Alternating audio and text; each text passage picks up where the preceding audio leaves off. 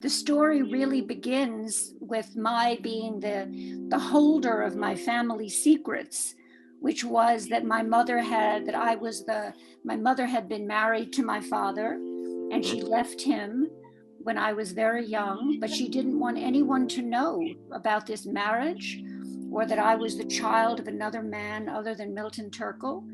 And so even though my name was Sherry Zimmerman, I lied and I said my name was Sherry Turkle, even when my name was not. And I lied and I said my father was Milton Turkle, even when my biological father was not. And I held this secret for 40 years. I mean, more than 40 years. And the memoir began when I began to tell the people who were part of this secret, look, we need to talk about this, and how can I help you understand this? But I had to bring all of these people into the story in a way that wouldn't hurt them in order to tell my story. Here we are, post-pandemic, and we're wondering about what toll the lockdown and isolation has enacted upon all of us. COVID has impacted each of us differently, but everyone from toddlers to seniors has undergone emotional deprivation. We've been forced to rely upon technology more than ever before, not just for work or study, but to maintain critical contact with loved ones. But Zooms are just not the same as hugs. Trust in our instincts and our ability to be spontaneous has taken a big hit. Our senses have been stunned, and we wonder if our social skills will revamp themselves so that we can once again interact with ease. Well, today's forum hosts two individuals who are well schooled in the field of human biology and behavior. Our main speaker is almost a household name here at the forum, where she's hosted several events. Professor Sherry Turkle from MIT is founding director of the MIT Initiative on Technology and Self and author of a new book. She's devoted much of her professional life to examining how technology has continuously shaped human behavior. And she's written 6 books. Her latest, a memoir, The Empathy Diaries. In this, Turkle discusses her family, her upbringing, and her intellectual development. And in doing so, she explores a counterintuitive pattern observed across many decades, that empathy and connection can arrive when one might least expect it, when one feels the most alone and unfamiliar. To assist us today in our exploration of the topic, we're delighted to have Todd Essig. Todd is a psychologist in private practice in New York, and he's co-chair of the American Psychoanalytical Association COVID-19 response team. So welcome to you both. Before I hand over to you, Todd, let me begin by posing a question to Sherry that came in online today from Janet Amplet. She said, how has writing this book changed your life? First of all, it's such a pleasure to be here. Whenever I'm at the Cambridge Forum, I feel as though I'm among friends. So thank you for inviting me. And and Todd is such an old friend and colleague that I really feel so welcome and really embraced. But what a wonderful question to begin, because it has changed me. I discovered so many things about myself and my story in writing the book, even after having had 2 psychoanalyses, because there's something about the process of memoir writing.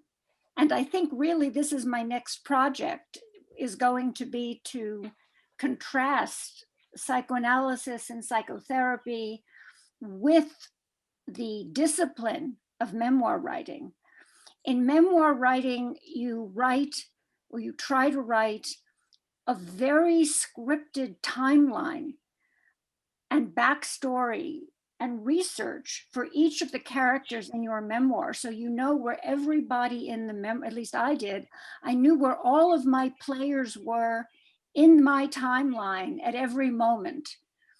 And I discovered where my mother was, for example, at moments in the story that explained her behavior and opened my heart to her in ways that actually my own therapy and my own introspection had not, and gave me a way of reconciling and embracing her that my own process of therapy and introspection had not. Now, it could be that I was ready to see it, but the process, you'll see in the book, if you look at the book, that I'm able to come closer, for example, to my mother through the process of memoir than I was able to through other means of introspection.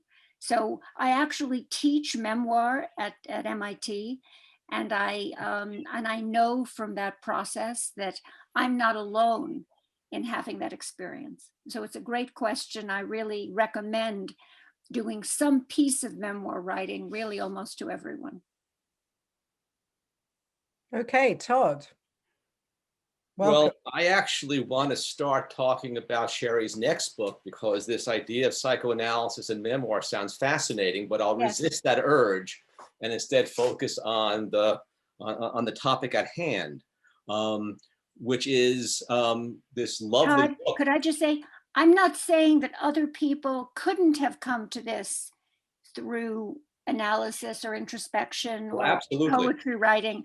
I'm saying that I didn't, and that the discipline of really writing a novel for each of my characters with their timeline, you can see in reading the book that it brought me to new insights, but other people might have gotten that through their own therapeutic process. Okay, your question. Or even other processes. Or other processes, right? Because all mindfulness is good mindfulness. All mindfulness is good mindfulness, yes. And that brings me to what I'm kind of initially most curious about, which is your mindfulness when this project began. One of the things that, as a clinical psychoanalyst, is always part of the initial consultation is, why now? You had my card in your wallet for 6 months, 2 years. Okay. Why'd you pick up the phone now? And I'm curious, because this was a pre-pandemic project. Yes. What led you to kind of embark on this solo free climb of memoir writing, which is arduous at best, as productive as it clearly was? Well, the process started really on the day. There's a moment in the book that I describe where I've published The Second Self, and I've become one of 40 Americans under 40 who are changing the nation. And I'm being interviewed by a wonderful young psychiatrist for the cover story about these 40 young Americans who are changing the nation. And he asks me, so there's a lot, in your acknowledgments about your mother and that you're thanking your mother, but you don't say anything about your father. So could you just say a word about your father and what he does and who is he? And my whole brand is the integration of thought and feeling. That's my whole brand. And I say to this nice man who's trying to write a puff piece about me, I cannot talk about my personal life. You can only write about my professional life. I absolutely cannot speak about my father. No, no, no. And I just came across as a crazy. And the gentleman was very discreet. And in writing the story for Esquire magazine, he says, well, her brand is the integration of thought and feeling. But if you need to wear a mask like that, what do you have to hide? And on that day, I called my stepfather because I had been hiding my mother's secret that I was not his daughter, that my name was really someone else's name. And I called my half sister and brother, and I said, I really don't share a father with you, and I must tell you this secret. It is our mother is dead, but I've been carrying this secret. I have to live my life. I can't do this anymore. And my memoir began. So this memoir started in 1984, but it's taken me this long to find my father and make peace with all of the people in the story so that I was not angry or trying to get back at anyone, or, it's not a tale of revenge or comeuppance. It's taken me this long to feel that I had the right voice to tell this story, but the story began with my coming out to my family in 1984. That's a beautiful origin story. And given that another part of your brand is doing kind of empathic ethnographies of people using technology where you're the one doing the understanding, I just really appreciate that the origin of the book was you reaching out because you needed understanding. Yes. That empathy is always a two-way street. Yes, I'd been lying for all of these people. The story really begins with my being the holder of my family secrets, which was that my mother had been married to my father, and she left him when I was very young, but she didn't want anyone to know about this marriage or that I was the child of another man other than Milton Turkle. And so even though my name was Sherry Zimmerman, I lied and I said my name was Sherry Turkle, even when my name was not. And I lied and I said my father was Milton Turkle, even when my biological father was not. And I held this secret for 40 years. I mean, more than 40 years. And the memoir began when I began to tell the people who were part of this secret, look, we need to talk about this and how can I help you understand this? But I had to bring all of these people into the story in a way that wouldn't hurt them in order to tell my story. So that's the best way that I can describe how I was finally able to tell this story appropriately. I mean, I know that you're calling it lying, and that's the way you present it. But being a psychoanalyst, I can't help but listen psychoanalytically, which basically just means listening for what's not being said and what's not being done. Yeah. Everything else about psychoanalysis is commentary. Right. And what isn't present there is what I took to be one of the central themes to the book, which was courage. Right. That what you're calling a lie was really an act of courage to be able to go to school and to courageously protect your mother's secret. Yes. To be able to write the second self and then courageously reach out to the others in your family because the time was right to do that. And so I'm wondering to kind of open something up with you about your thoughts about courage and empathy. Because, I read the book as it could have been called The Courage Diaries or In the Country of Courage. And the image, almost the very big, I think it was the second or third image of your grandfather holding you in these beefy hands that were the size of your head, looking out into the world, going, Sherry, here's the world. Look at it. I've got you. Yes. Yes. And that I've got you, that courage seems to be throughout the entire arc of the story you told so movingly in the book. Yes. Well, I think my story is the story of courage despite yourself. In other words, I think that is a wonderful, the reason I'm so delighted to be interviewed by Todd is that, his questions are difficult, but you can answer them because they're asked with generosity. And I think that's what a good therapist does. And I think that's what a good interviewer does, is you ask the question, the difficult question, but you ask it in a way with generosity so that the person being asked the question can answer the question. So I want to give credit to the question because I think that I showed a lot of courage in my life, but I think that what's important about my story is that it shows that people who act with courage and who do courageous things are very frightened when they do them.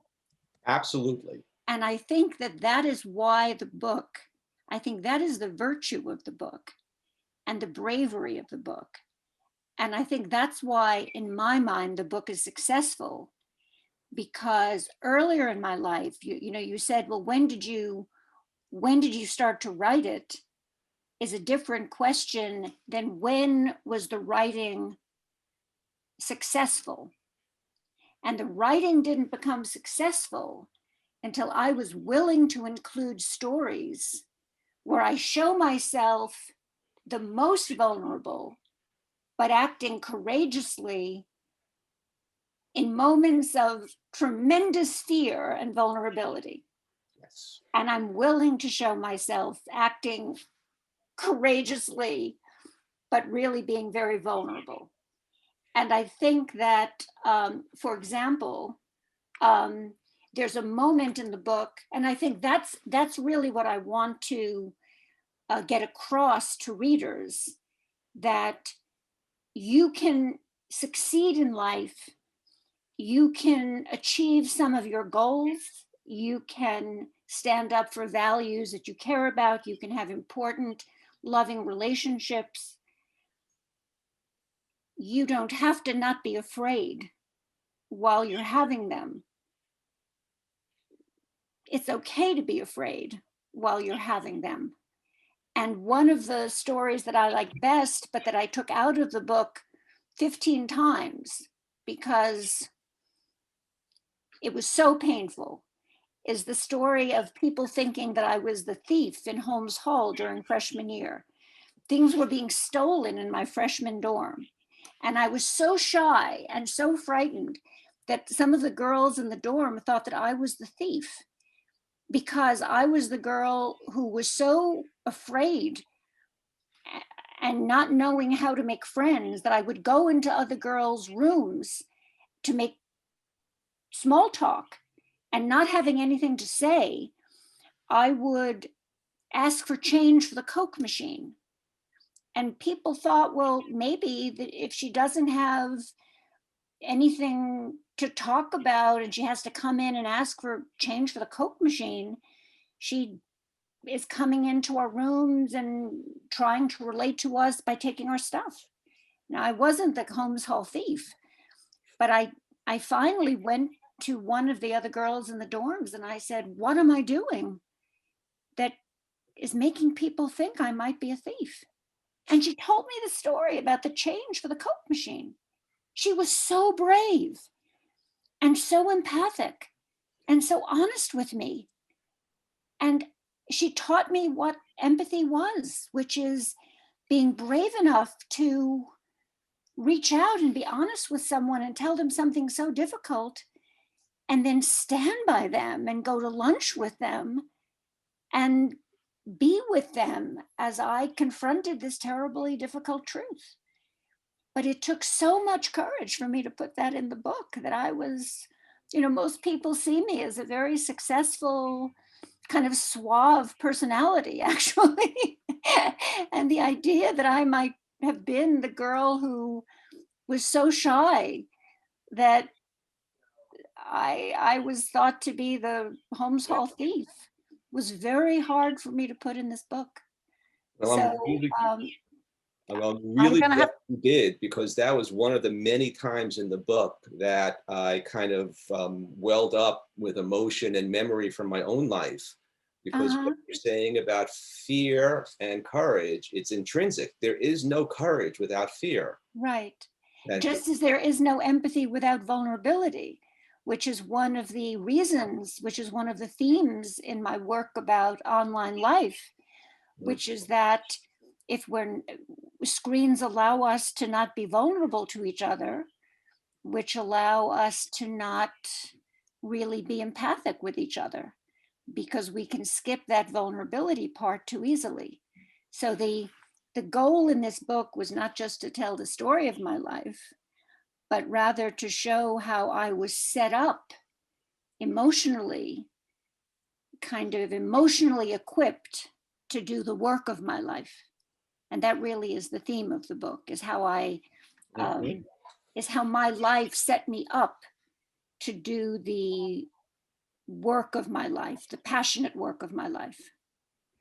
And as a, I'm going to jump in here. darn, I just don't want to lose the questions because we've got a lot of questions building up from people coming in here. So my question, that's the pivotal point, I think you're saying, in how you suddenly someone manifested compassion and empathy, which gave you the courage to really open up and reveal who you were, maybe for the first time.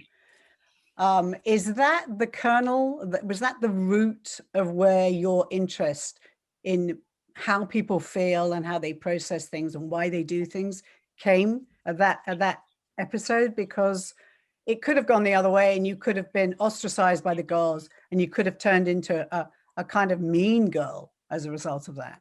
No, I think that my interest in empathy came very early in my life, because it came from the fact that the people in my life were hiding a secret. I was hiding a secret, and I wasn't, and they were, and in order to try to understand them, I had to figure out, why were they behaving this way? What could possibly be on their mind? And so I say in the book that empathy was a survival mechanism before it was a psychological virtue for me. That I tried to read their minds. I tried to project myself into their stories to try to understand, why were they making me not tell the truth of my name? Why was I writing my name at school in one way and then hiding my notebooks so nobody would see my name? Why was I hiding my name at Girl Scouts? Why, when I accidentally said my real name at a Girl Scout troop meeting, did my mother not speak to me for a week? You know, what was going on? So I try to show how you can learn this hypersensitivity and trying to get into other people's heads, really, you know, through a bad circumstance, but then turn it to a positive use. And I also try to show, and this is, I think people will debate this more. There were other circumstances that gave me a psychology that I call a kind of hypervigilance, where I notice small differences in things. I'm very sensitive to my environment. I would say too much so. But as an ethnographer, it's made me crackerjack. I go into a field site, and I if a book has moved in a field, I know, I'm aware. If you've moved a computer, if you've changed your desktop, if a line in a program has changed, I know. So so things that a child is noticing because her environment is not a happy one, I have turned into professional advantage, which I think is true for many people. And again, the mail that I'm getting is telling me that, is saying, that's why I'm a good doctor. I notice tiny little things. I notice tiny little things. So before we start bringing up some of the questions that have come in from people, I guess you've spanned this, I don't know, 50 years now, or close to perhaps 40 something, of looking at various technologies that we've utilized and integrated into our life and watched how they've started to shape our behavior. So now we find ourselves probably at the pinnacle of that experiment, where both you and Todd have dealt with clients and students in this new world, which is totally technology, Zooming day and night. So I remember you saying one of the things, because of this attention to detail, is that you try to look into the camera as though you're looking at the student, and you make a conscious effort, and it's very tiring. So what other modifications can you say you've noticed? I mean, obviously it's a huge question, and Todd, you maybe can come in afterwards with your observations about people's behaviors, just on the receiving end and also as a teacher during this period, this last year. Well, I think that, I mean, I'm going to start with this question of the light, is that you know, I know that, I mean, here I go, that in order, what I'm doing now is I'm looking at the green light on my computer. So I'm making this effort, people, that you should feel as though I'm looking at you.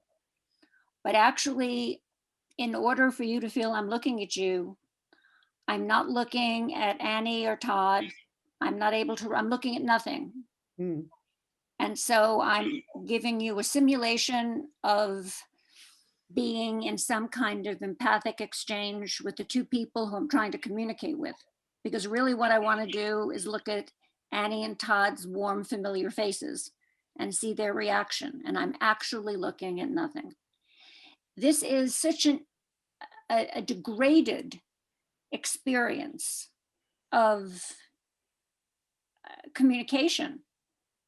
And the idea that we're talking about this as like, oh, well, I went to a meeting this morning and we're talking about, oh, we'll have some of our classes this way. We can, you know, be more flexible and hybrid. And therapists are talking about, I talk to therapists all the time who are talking to me about how they just love this. They can see their patients, you know, all around the country, all around the world. They can spread their knowledge and they're a great therapy. And I'm thinking, are they, you know, looking at the little green light? I mean, are they looking at their patients' faces? Because if they're looking at their patients' faces, they're, you know, they're not, nobody's having the experience of eye contact. And now I'm looking at Todd and I'm seeing his expression and I'm not looking, and I know that, you know, my eyes are not focused on his eyes. And this is ridiculous. And people say, oh, well, we'll fix this. We'll make the camera in the middle of the screen. This is ridiculous. This is, you know, this is like saying, oh, there's a technological fix to something that humans do. You know, this is the silliest conversation. This is the silliest conversation about how we're going to simulate what people get from each other through their presence.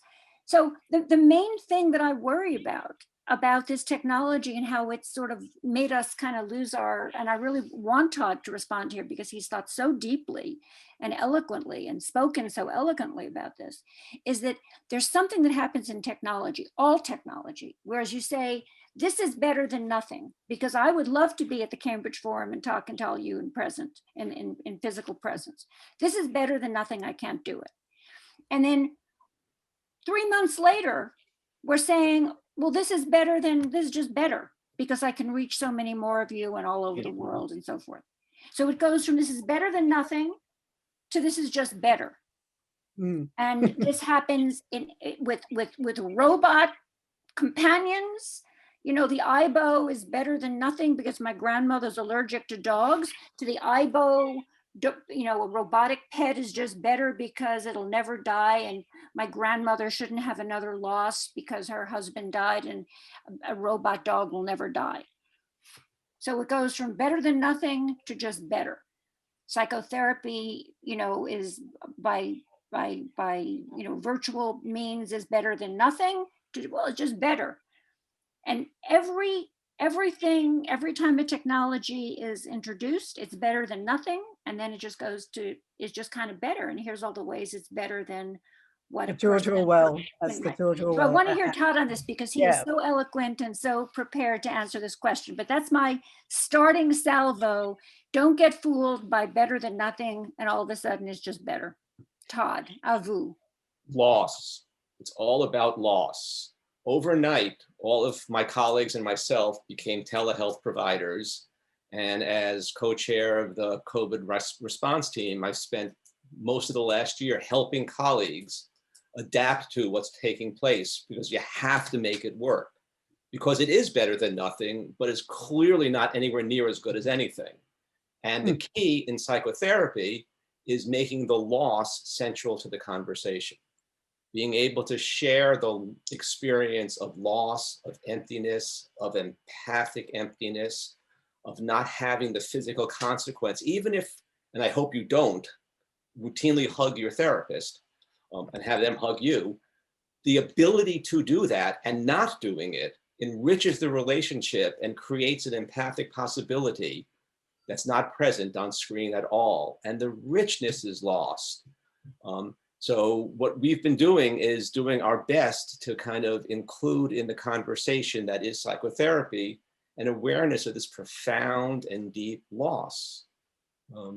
Empathy is always incomplete, and empathy on screen is even more incomplete. It's incompleter. So for anyone who doesn't have the details about Sherry's book, they are posted on the website, and please go out and buy it. It's riveting, it's riveting and moving. So we are shifting and staying in this zone, which is so rich. We've got lots of people asking about this. I don't want to contest what you're saying. I've actually got a friend that loves the online therapy because it's so convenient. I do not understand that at all, because the personal presence and trust thing is so, to me, pivotal about doing therapy. That's Sherry's point. The technology is designed to create that illusion of wonderfulness when the consequences are degraded. You can have a wonderful flight experience in a flight simulator. You're going to end up right where you are. You know, it's interesting. My students, for years, I've been writing about how my students often tell me they would rather not come to office hours, but email me their questions and have me email them my response. And I have been interviewing my students for years about this, and interviewing other professors and other professors' students. So I have I have 10 years worth of interviews about this, because this is so fascinating. You didn't need COVID to see this. Right. And the interviews are, I want to say they're on one theme. I want to send you my perfect question, and I want you to send me the perfect answer. I want to frame my perfect question. I want you to frame your perfect answer.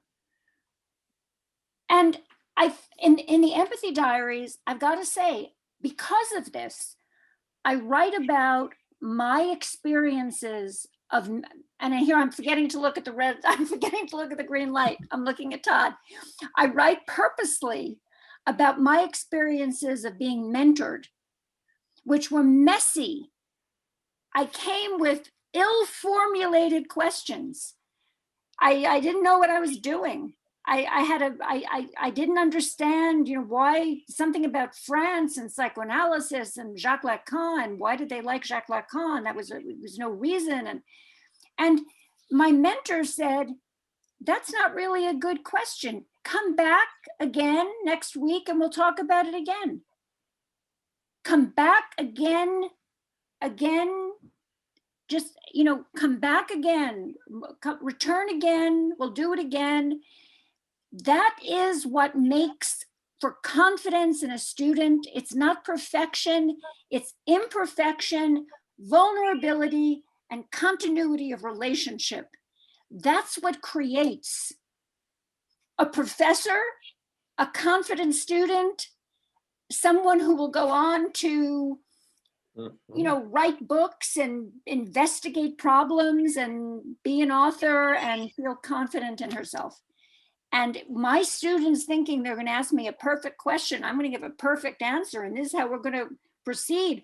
Or a therapy person waiting, they're going to, have a perfect session or a better session, because their therapist isn't going to see that they've gained weight or that what they're wearing, or that they haven't taken a shower, or all the things that people are fantasizing that they're going to keep from their therapist.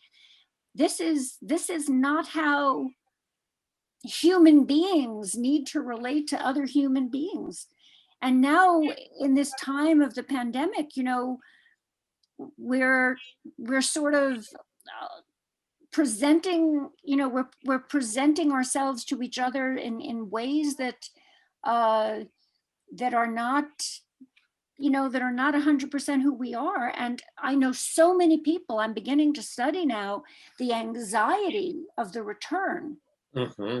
And this is going to be a tremendously important, and it's underappreciated. I'm sure Todd is beginning to study this as well.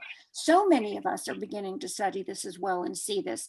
The anxiety of the return is going to be one of the most important things that we need to be empathic and kind to each other about as we go back, because we are all vulnerable in our own private ways, and many people have relaxed in some way into what we can protect when we're not out there showing every aspect of ourselves.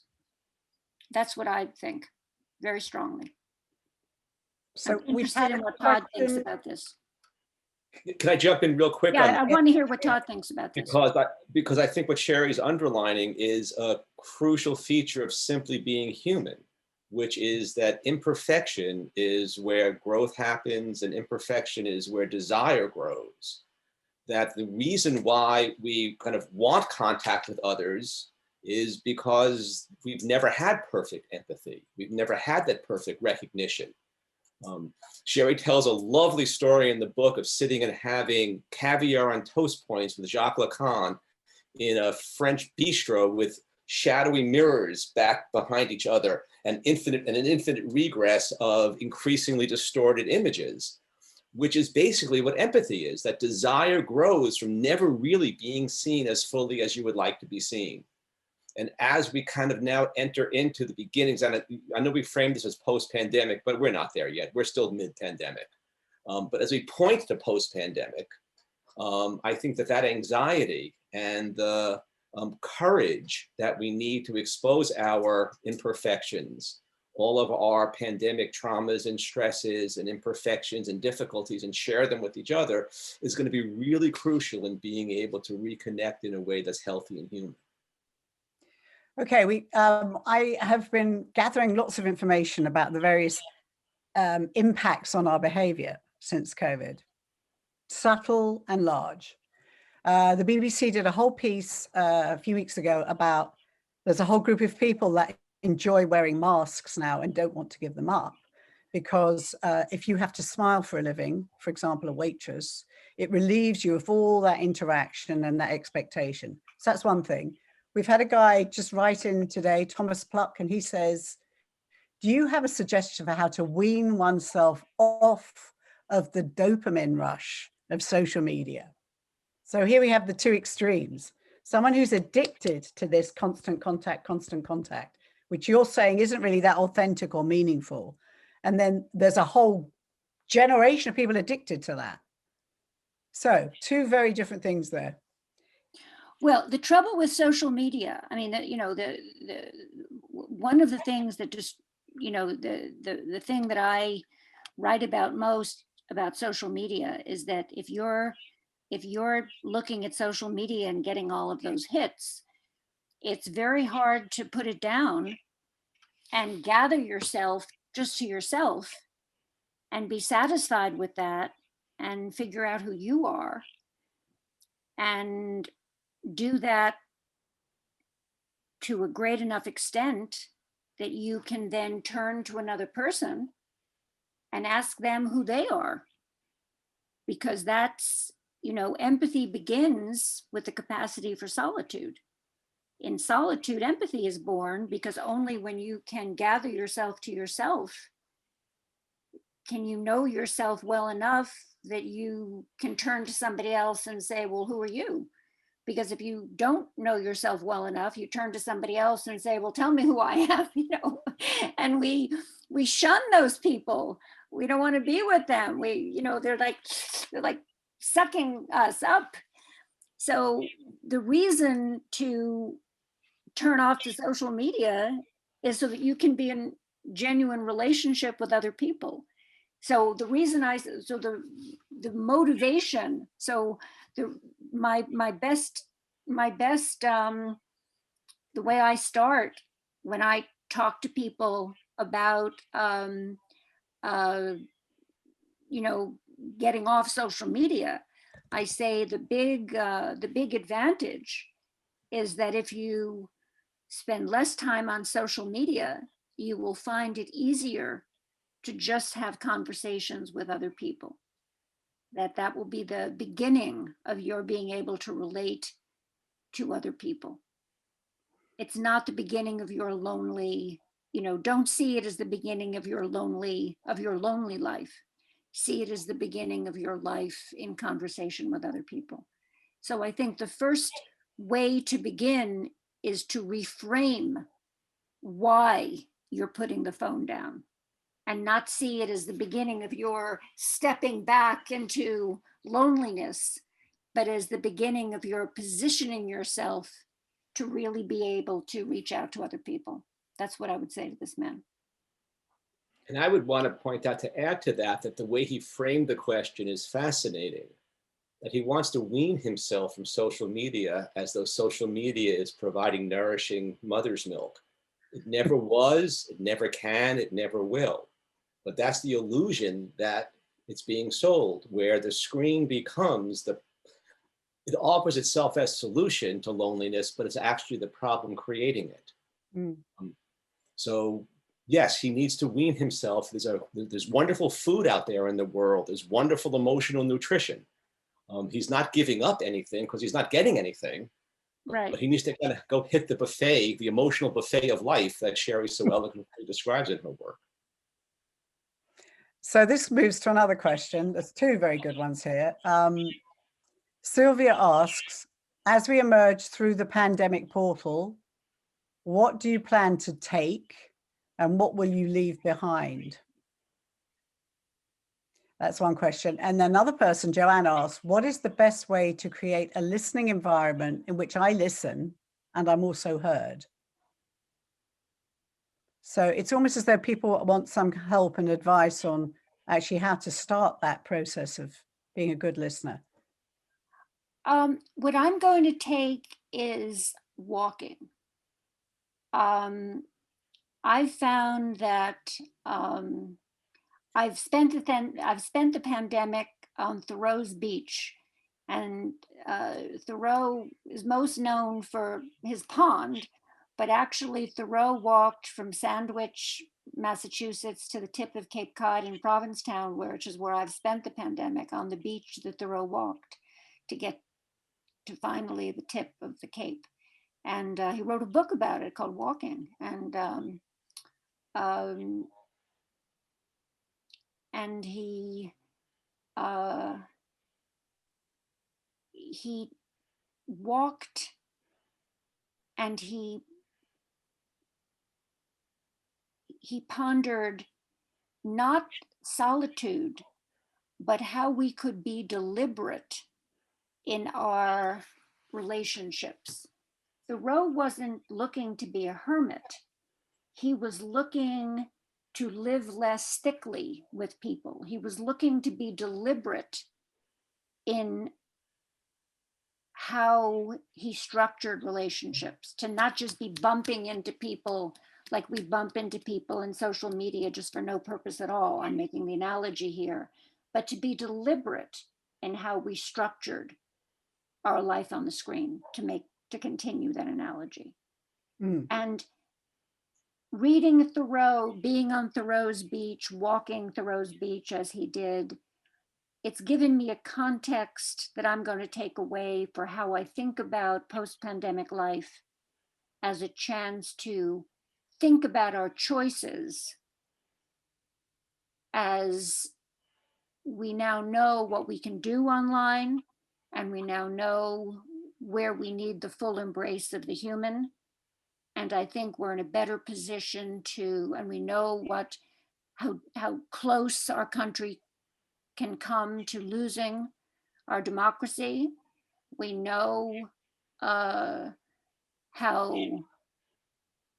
some dark things about where we can go as a people that I don't think we faced before. I'm taking away a kind of clear thinking and a knowledge that I can be more deliberate in my choices, personally, in my online life, and in how I behave politically. A kind of clear-eyedness where I can step away from my online life and I can step out of the 4th of July parade. And for me, those things kind of go together in what I want to take away from this enforced, very, very special time of having to step out of life. I really struggle with that question of the taken leave. And for me, it's like on the event horizon beyond which I cannot yet see, because I really feel we're facing a need for a period of national, community, family, and personal mourning. We have to mourn everything we've lost, not just, but especially the 600,000 who will have been lost. We have to mourn that, but also, even for those of us who are coming through the pandemic physically relatively unscathed and with families relatively unscathed by death, we've lost time we'll never get back. We've lost experiences we'll never get back. And I'm not quite sure how that mourning process is going to play out. But I'm looking forward to it becoming the post-pandemic so we can begin to experience mourning the losses rather than continuing to experience them.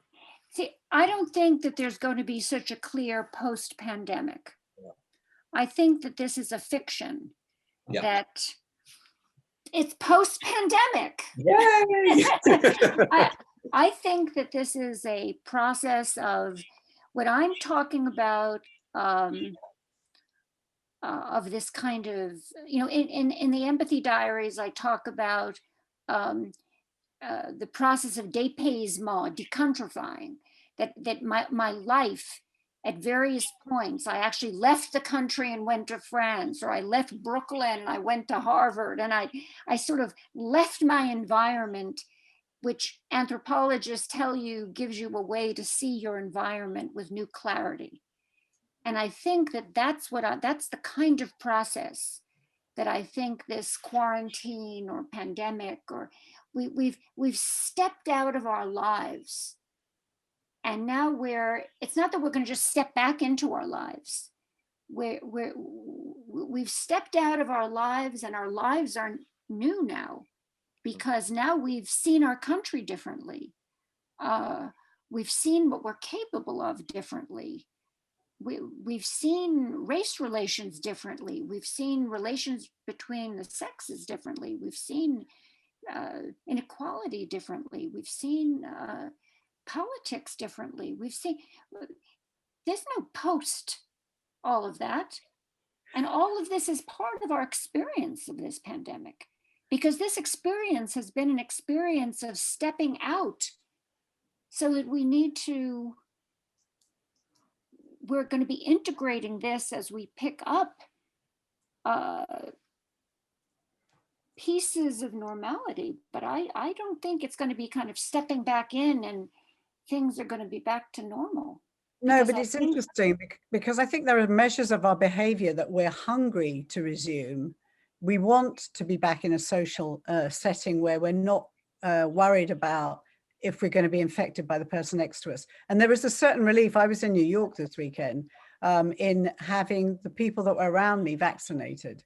I found myself actually in a strange feeling of, this can't be right. I actually thought I was doing something wrong. Yeah.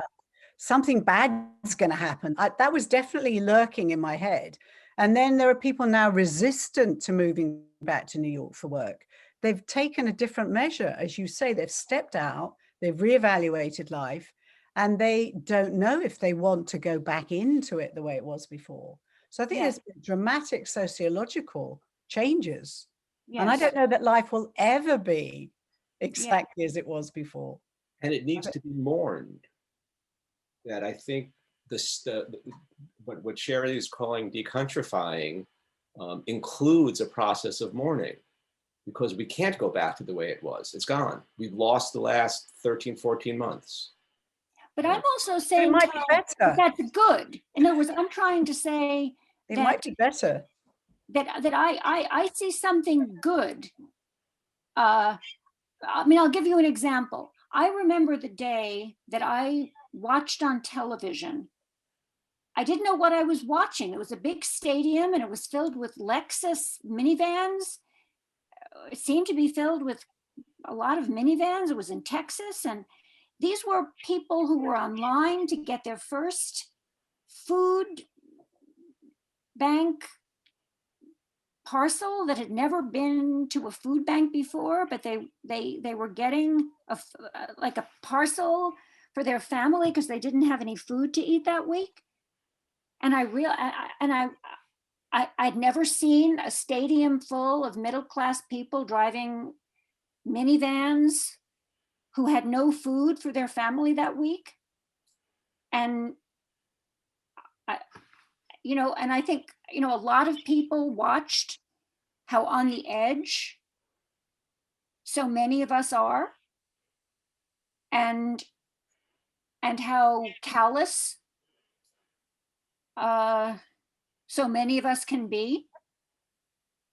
And I think that, and I think now we're watching how precious and how easily we can lose our right to vote.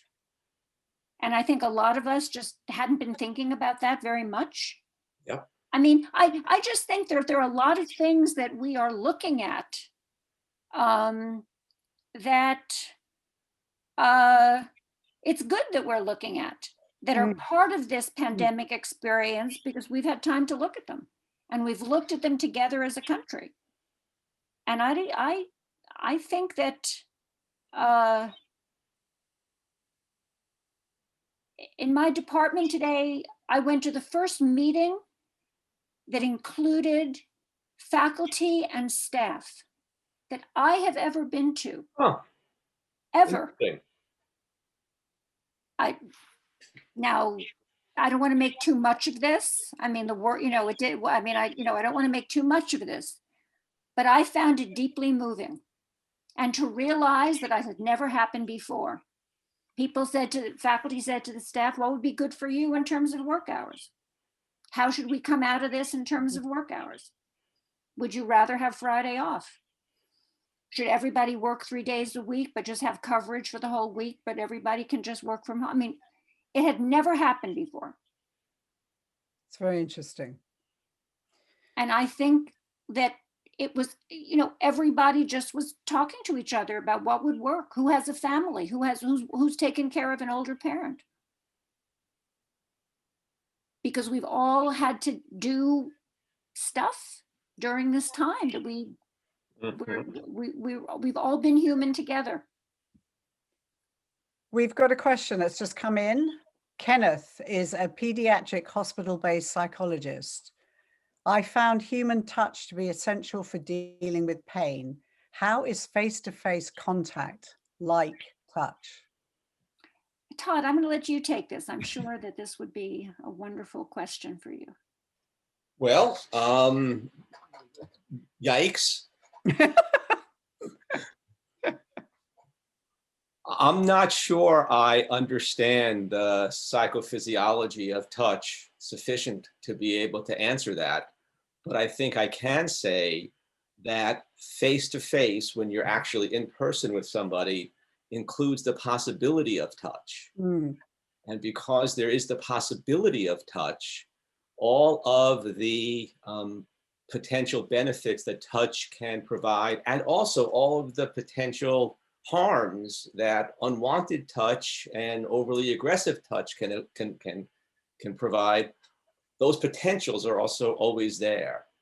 And when two people are face to face negotiating those possibilities together, it increases the consequence of the relationship and enriches the moment. I think that's a wonderful, I think that's Wow. just a wonderful answer. That was beautifully put. That's a beautiful answer. That's a wonderful answer. Thanks. Okay, a very basic question now. Eric Knudsen works for a summer camp. What should I be including in orientation for my 20-year-old college students this summer? To put away their phones. For I'd like to reclaiming try. conversation, I studied a summer camp that I won't give its name, where there were no phones, and it was the most interesting. Everybody should buy the Empathy Diaries, and please buy it. And I hope you'll be richly rewarded, and write me letters at sturkle@mit.edu, and I'll answer you. But also read Reclaiming Conversations chapter on summer camp without phones, because it was amazing the relationships that were able to flourish when people just gave up connection for conversation. So obviously people can have their phones for check-in once a day, or, at the end of 2 days, but certainly to have the experience of a day without a phone and a check-in at night, or going 2 days without a phone, or some people, try to, tell your family you're available once every 3 days, but certainly having the experience of not being constantly distracted and seeing what it does to you is really a wonderful thing to use an orientation for. It really is. It is remarkable, because you settle into, just like the question about touch, the question about face to face, or the question about the possibility of touch, the possibility of not being interrupted gives your whole mind and body a different kind of frame. And you're able to have thoughts that you're not able to have if you have the possibility of being interrupted. When you're interrupted, it takes you 23 minutes for you to get back to where you were. That's amazing. And that 23 minutes has been, experiment after experiment has shown that 23 minutes to be a very stable number. So also the physical aspect you guys were talking about, the proximity. One of the surveys I was just reading, again, post-pandemic, is they were asking people who wanted to go back to the office and who didn't. One of the things that they noticed is that trust has diminished through Zoom. For some reason, people don't trust Zooming interactions in the same manner as they do if they're talking to someone at the water cooler. There's no skin in the game. Of course, there's not going to be trust. If there's no skin in the game, you watch somebody do a flight simulator, you're not going to trust them with your life in a plane. But if you have people actually in the plane with the pilot, they're going to trust them. There's consequence. Our bodies are important that way. Plus, there's all sorts of little micro conversations that go on about the glue, the social glue in interactions that we miss out on now.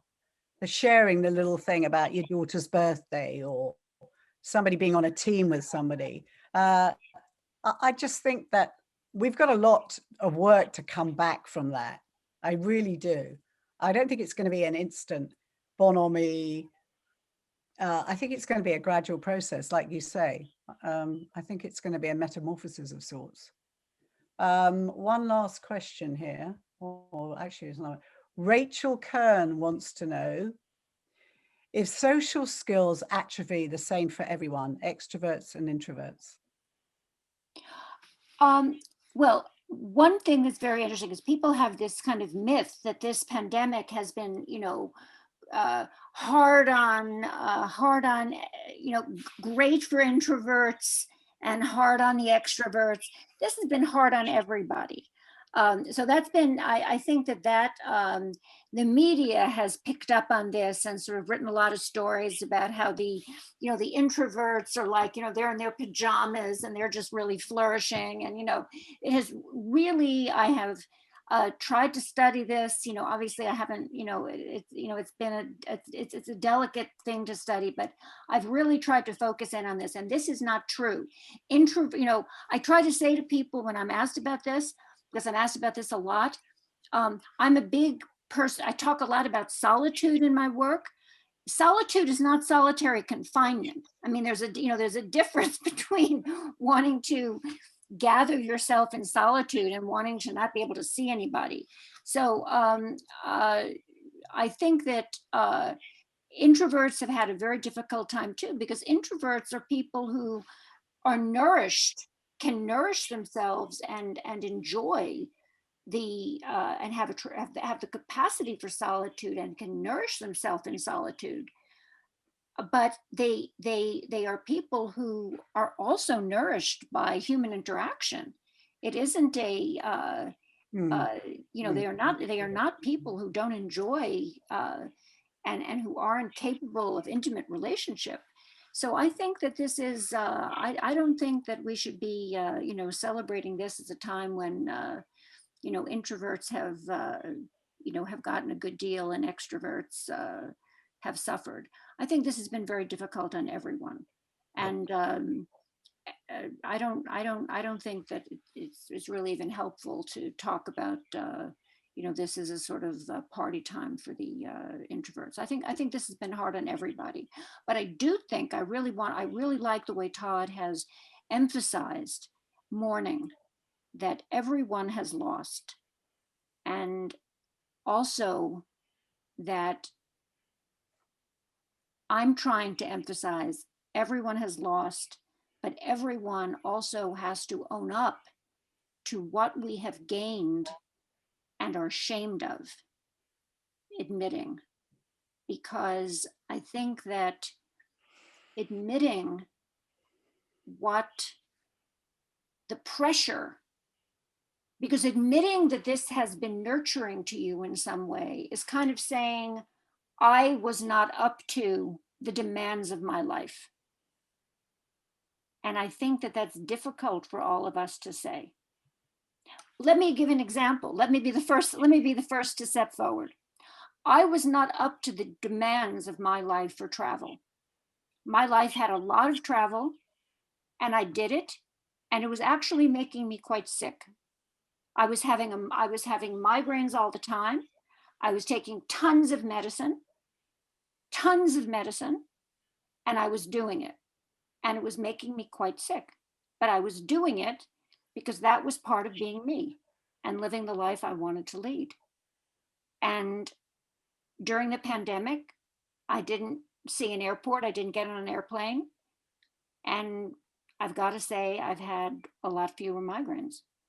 And does being Sherry Turkle after the pandemic, is that going to involve being a traveling author? Will I be willing to, is that part of being me? I mean, I don't mean for vacations. I mean to, just be, the life of an academic involves lots of traveling around. And I liked it. And it wasn't good for me. And I'm admitting that the pandemic gave me an excuse to say, not available for that conference, not available for that conference. And what's that going to be? What's that going to mean now that I don't have an excuse? To fly to some conference in Bosnia, I don't know, someplace crazy. Well, the nature of work is changing. Yeah. Todd, I'm sure you would say that's a fact for you. I resonate with what Sherry was saying. Even without migraines, I was so relieved not to have to travel to conferences. I was so relieved that committee meetings didn't require an evening spent riding the subway here or there or someplace else. It was just, I definitely don't want to go back to that.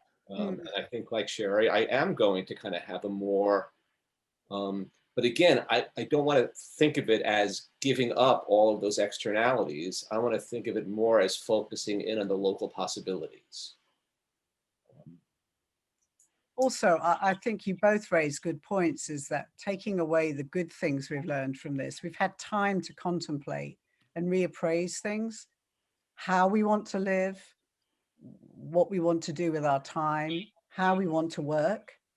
And I think that it's made a lot of big change. And hopefully the time we had to contemplate the environment, the reprieve we had from not all jetting around the world, will give us time to take stock and act in a good way in that department too. I don't know. I hope everyone isn't going to jump back on planes again, but let's see. Let's see. It's going to be an interesting period following this. I'm going to say thank you to Sherry for your time and your inspiration and sharing of yourself very much in this particular book. Thank you to Todd for your expertise. And this was made possible. Oh, this is a link for the book. Anyone who still doesn't know about the book, it's up there on the screen for you. This program is made possible by Herbert and Dorothy Vetter, the Lowell Institute, the Mass Cultural Council, the City of Cambridge, and you. So don't forget to donate via the website, www.cambridgeforum.org, where shortly you will find a podcast of this and other forums, as well as details of upcoming programs. Take care. Thank you.